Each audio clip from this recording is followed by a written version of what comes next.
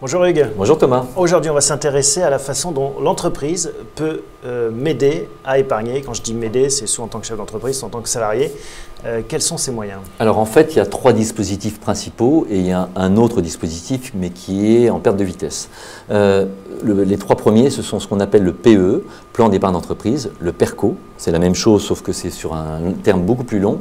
L'article 83 qui est de la retraite par capitalisation au sein de l'entreprise. Et puis le quatrième dispositif qui est beaucoup moins utilisé, c'est ce qu'on appelle l'article 39, c'est des prestations définies, c'est-à-dire qu'on va définir, c'est un peu ce qu'on appelle les retraites chapeau.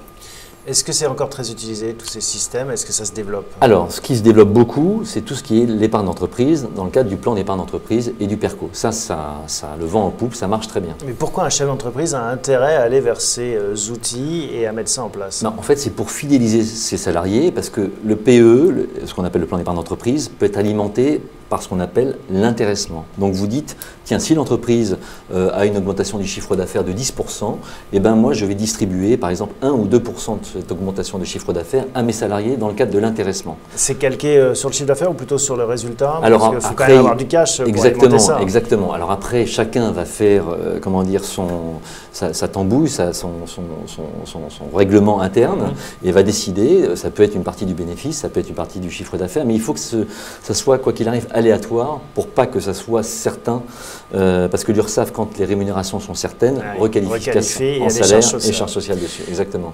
Très bien. Un mot sur les avantages finalement pour l'entreprise. Les avantages pour l'entreprise, c'est que donc il n'y a pas de cotisation sociale dessus.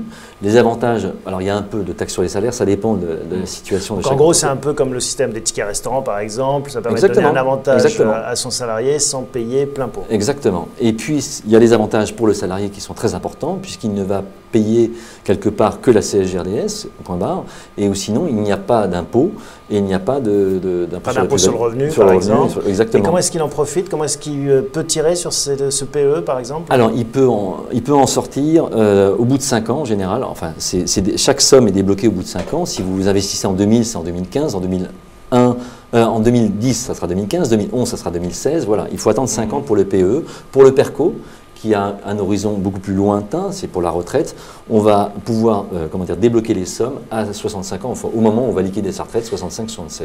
Et même si on n'est plus dans l'entreprise, les droits...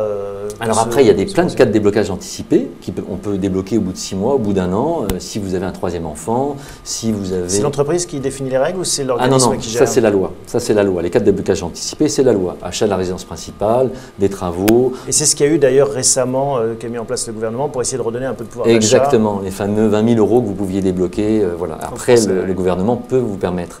Donc ça, c'est des avantages qui sont principalement au bout de 5 ans ou à la retraite dans le cadre du plan d'épargne d'entreprise et du PERCO.